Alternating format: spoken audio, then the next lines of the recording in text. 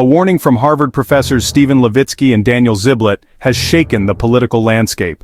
In a recent op-ed for the New York Times, they argue that America needs to adopt a militant democracy to prevent figures like former President Donald Trump from rising to power again. Levitsky and Ziblatt, authors of How Democracies Die, spent the last year researching how democracies can protect themselves from authoritarian threats. Their central question: how could such an openly authoritarian figure have a coin flip's chance of returning to the presidency? Why have so many of our democracy's defenses seemingly broken down? The professors argue that standard electoral competition, a cornerstone of democracy, is no longer enough to fend off extremist threats. They point to the 2016 election, where Trump lost the popular vote, but won the presidency through the Electoral College. This, they say, is an example of how democracy's safeguards can fail. One of the solutions they propose is a militant democracy, a system born in West Germany after the democratic failures of the 1930s.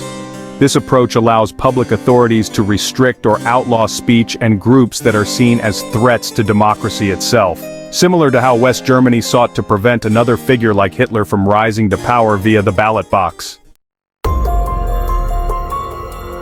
The professors suggest that America may need to adopt similar measures to prevent authoritarian figures from undermining democratic institutions. However, they acknowledge that this strategy has significant drawbacks and could be easily abused by those in power. Levitsky and Ziblatt are also critical of the tepid response from American political, business, and religious leaders, accusing them of standing on the sidelines as Trump maintains his influence. They argue that these leaders, along with the Republican Party and the Supreme Court, have failed in their responsibilities as gatekeepers of democracy. The U.S. establishment is sleepwalking toward a crisis. An openly anti-democratic figure stands at least a 50-50 chance of winning the presidency. Their call is clear. America needs to act now before it's too late.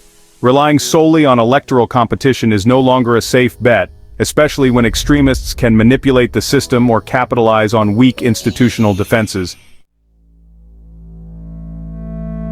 Time is running out, they warn. America's most powerful leaders, political, business, and religious, need to step up before the country reaches a point of no return. The question remains: will the U.S. establishment act to prevent what Levitsky and Ziblatt call a looming democratic crisis? Or will they continue to hedge their bets? Thank you for watching. Let's continue the conversation about safeguarding democracy.